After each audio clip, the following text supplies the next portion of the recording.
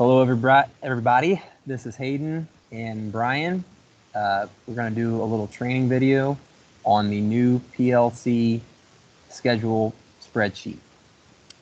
So first off, in order to use this and use this properly, you have to have Procore Sync set up for your project, because this file is going to exist in Procore, and anytime you create it and create an update to it, which we will explain, the only way it's going to work properly and communicate to Procore is if it's done via Procore Sync. So reference my last video for how to do that. So we've got one set up here. It's in this DHL project. So these are my Procore Sync files that I've got set up on my Explorer. DHL, here it is. So let's open this bad boy up.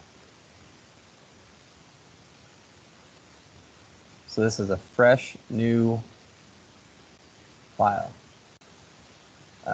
Enable your content so you can work with it. So here it is, guys. Brian created this. It's another one of his masterpieces. It's got 4 tabs. You've got the instructions on how to use it, the flow chart, which summarizes the instructions, just kind of gives you a quick glance at how this thing goes through a project. Then your schedule view, and this is the main tab. This is going to be where you're doing the majority of your work, and every time you open it up and use it, you're pretty much always going to be here. And then the last one is the Gantt chart view, and this just gives you a little preview as to what it's going to look like when it uploads to Procore. So let's get started. And I guess I should clarify too, this will be saved for each project, each new project coming out. This will be in Procore Documents, but not any of the subfolders. It's going to be right out here in Procore Documents. And we will be locking it out so that way no subcontractors or anybody external to NDBS can get in and toy with it. So let's get started. So go to the Instructions tab. You get your roles and responsibilities. And also note how Brian's got this set up for the Instructions tab. You can easily just click and it brings you to the next set. So pretty cool. So salesman sells a job, becomes a job. He has the first responsibility of going through and doing the initial setup of the spreadsheet. So he will go through and enter in the critical dates, which we will get to what those are and how to do that here in a little bit. And then the salesman turnover meeting to engineering takes place. Oops, too far. And then it becomes the engineer's responsibility to maintain the spreadsheet, the dates and which tasks are complete. Then you have the engineer to project management turnover, and then the baton is handed to the project manager, and then so forth on down to commissioning. So let's go to entering project dates. So under the schedule view, you see these different colors here. We got red, yellow, gray, and white. You see the same thing here. So each one means something different. Red means that this is a date that should be filled out for the construction schedule or the GC's schedule. And these dates have to be inputted by the salesman or whoever the first person that gets that date. Theoretically, it's the sales guy. We have a schedule by then, or we know some rough dates or what their expectation is. So the salesman is entering in these dates in red. Then all the other dates will automatically populate from the red. Now with the yellow are NDBS milestones that will auto-calculate, but we can override if needed. So Brian's got these set up kind of how our typical projects go. So if one task typically starts, a week after another one is completed, he's got those durations and lag times already programmed in here. So that's what's going to automatically populate, or that's how these dates are going to automatically populate. So for the yellow, though, no project is the same, and I would dare to say that most of these cells are probably going to be inaccurate by at least a day or two. but the auto at least gets us in the ballpark. So you can go in, and you should go in and update the dates to the best of your ability. So anytime you do override a date, well, first let me touch on the gray. These are also additional PLC steps that are auto-calculated, but there's no need to override them. So they're a little less critical, I guess you could say. But anytime you do override any of the red, yellow, or gray, it becomes a white cell. So anytime you see a white cell, that means that the formula is gone, and it's a date that somebody's put in there. So it's good to know, because it's good to know that it's been addressed, but it's also good to know because, well, is it being maintained? And so anytime that you feel that date is, not correct anymore, but we don't really know what the date is, we can just go back to the formula by dragging it back down from the cell above. Is that correct, Brian? Correct. All right. So, marking a task as complete. I'm going to go back to the schedule view here real quick. You'll see this column here says % complete. All of these are 0. And it's got this checkbox. Back to the instructions. Click the checkbox or enter 100% to indicate that the PLC task is complete. Green cells indicate the PLC task is complete. Red cells indicate the PLC is overdue. Orange indicates that the PLC is within 7 days, and cells with no fill indicate that the PLC is just incomplete. Incomplete. So let's say the sales turnover meeting has taken place. Check. All right. And then uploading Procore. So before we do that, let's enter in a couple dates. So the sales turnover meeting, let's say it actually happened. It happened on Monday.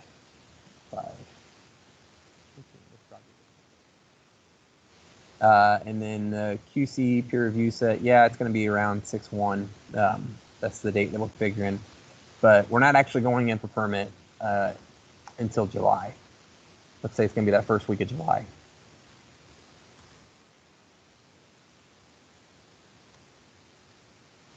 All right. Actually, let me do something here that to show you what can happen. If you ever enter in a weekend day, so like the 4th of July this year falls on a Saturday, enter that in. Only weekdays can be entered. So click cancel. If you can try hitting retry, it's just going to do the same thing. So cancel. Let's go with either the 3rd or 5, 6 would be that Monday. Let's go with the 6th.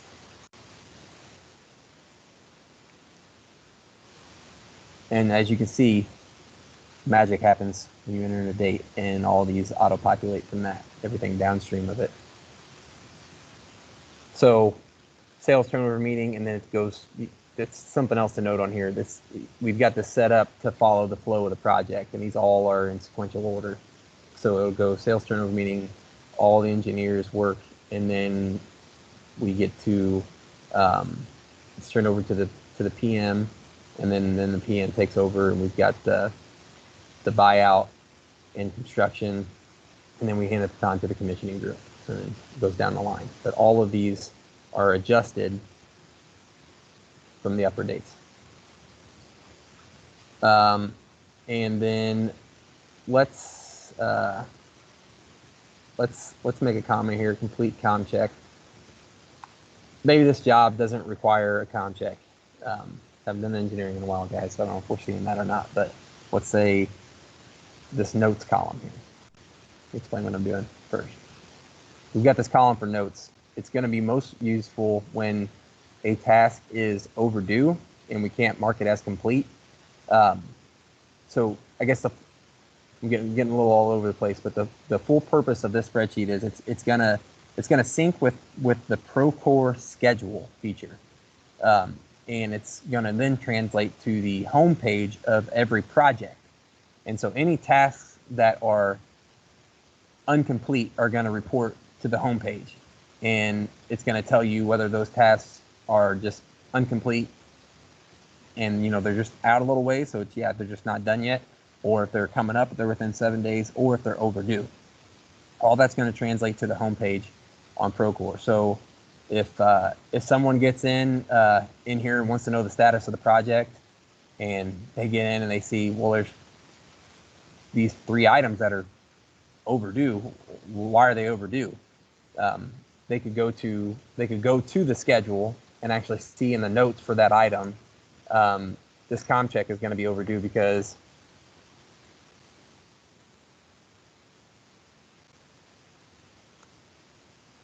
and maybe that's a bad example, because if comm check's not required, then we technically it's our spreadsheet. We could just mark it as complete. But for the purpose of this training, I just wanted to put a note in there to show you on the next step how that translates.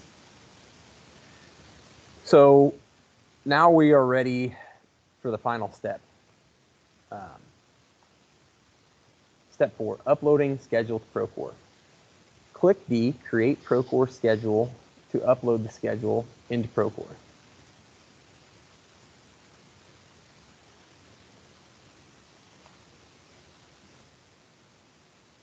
A whole bunch of magic's going to happen.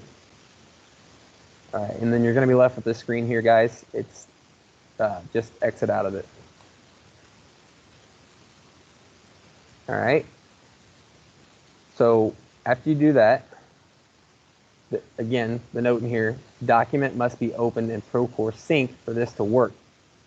This should be uploaded every time the PLC task is complete or a project date has been complete. So anytime you get in here and you update or change something, if it's something that you were supposed to do, which hopefully that's the only reason you're in there doing it, you need to update this, and you need to click that button again and do what I just did right there.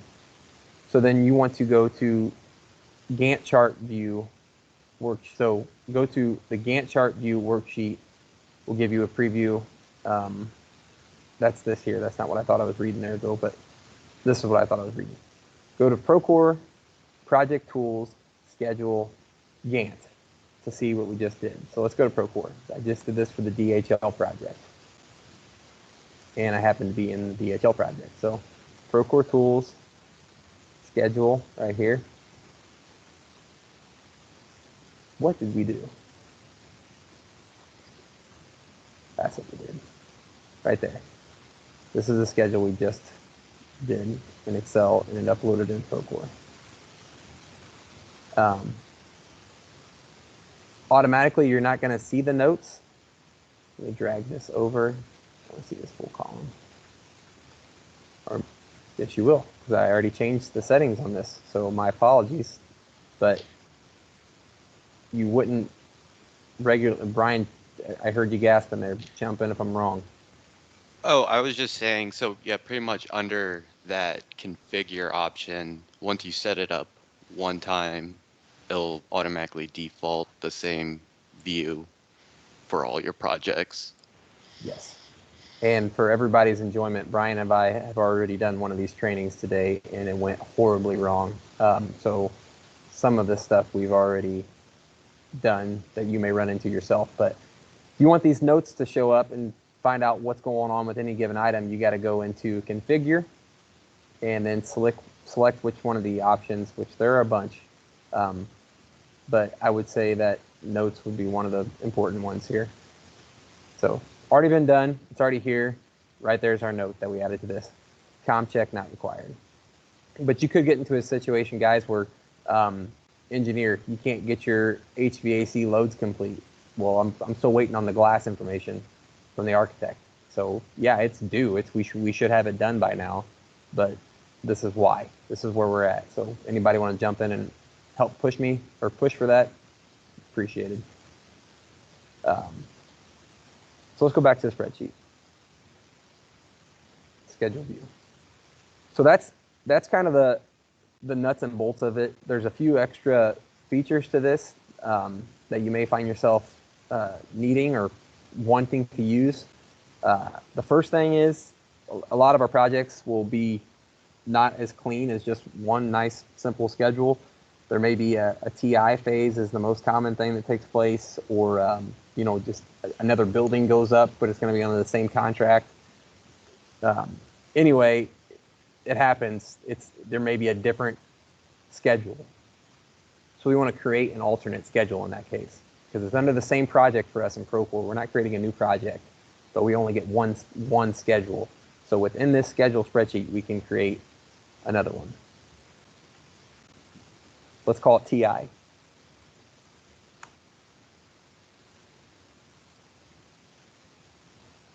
There you go. So that just created another tab down here called TI schedule. And that will carry over all of the same dates from the last schedule that you did. It's going to carry all the same dates over. So again, whoever does that, or whoever the right person would be, maybe it's the project manager, maybe it's a sales guy, whoever that first person is that really is got the ball rolling with this, needs to go through and set these dates up whenever they create this tab. It's going to carry over all the same stuff. So we need to update this new tab whenever you do it. So something else that really I think only the project managers may find this useful, and it may end up being just me, because I do plan to use this, but we don't, for the time being, no one should change the name of any of these task items, or add to them or delete any of them. None of this should be, the only things that's going on up here that people are adjusting is the date and whether it's complete or not. That's it. But if there's more stuff that you want to track using the spreadsheet, you certainly can. And say in this additional phase, it's kind of, they got it broken up and you've got a couple different office areas and there's a server room or something like that. So what I foresee myself using this for is like additional construction dates.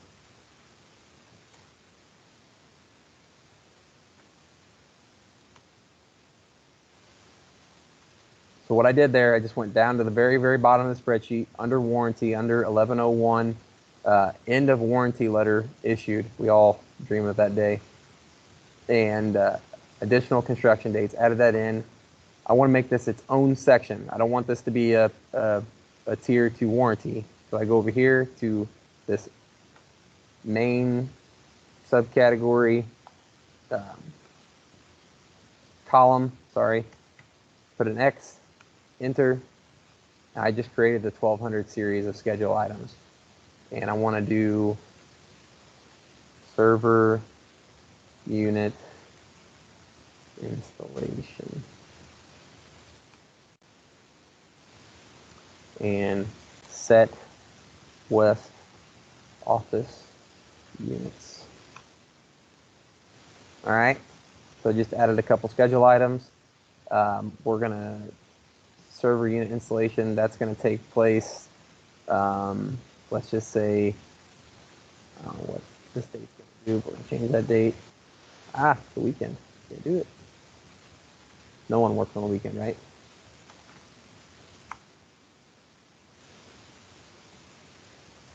And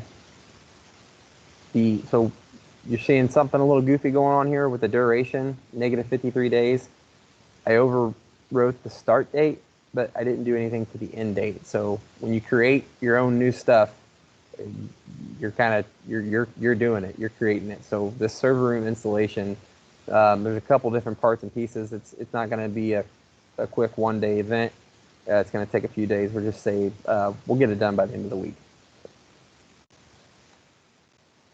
It'll be all buttoned up. And we're going to set the West Office units on, let's go 8:15. Well, I just love working weekends.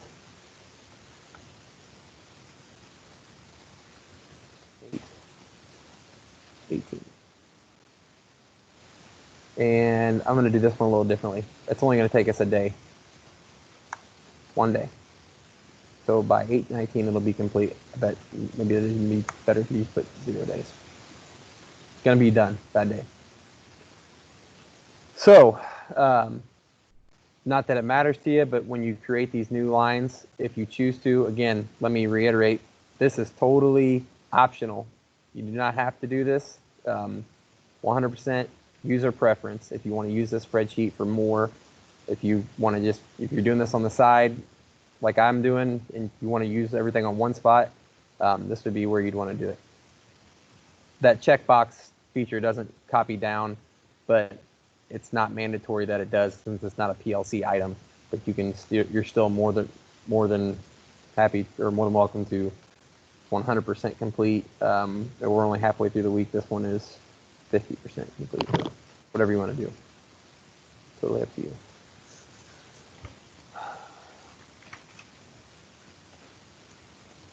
Brian, can you think of anything else we need to touch on? If you want to kind of go over the red warning you get if you push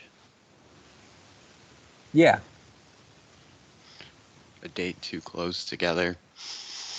Yeah, let's do that. So let's go back to our regular schedule. So the sales turnover date we put in 5/18, but this is a really quick turnaround project where it's not going to take that long to put a QC peer review set together, and the permit set isn't going to take that long either. So say we're going to have a permit set ready by let's say it's 6/15. I hope this date works for what you're talking about. It should. Nope. Let's say it's 5:30.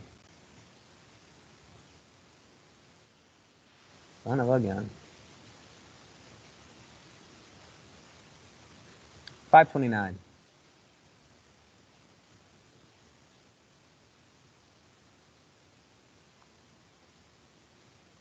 What happened? You got some red. So why did your stuff turn red? Go over here to the right. Brian's going to tell you. Sales turnover meeting typically starts 20 days before the issue for permit start date. The issue for permit start date is typically 10 days after the QC peer review date. So the purpose for this being in here is just saying it doesn't necessarily mean that you did something wrong. All it's insinuating is that we're kind of going against the grain of a typical project, and some of the dates in between what you just entered and what's been entered above probably need to be adjusted as well, because there's something being set up for you're kind of going out of sequence here. So again, doesn't necessarily mean that you're setting something up incorrectly. It just says, hey, red flag, the timing of this seems a little, atypical. So, but seems like we typically do atypical projects. So this may happen quite a bit.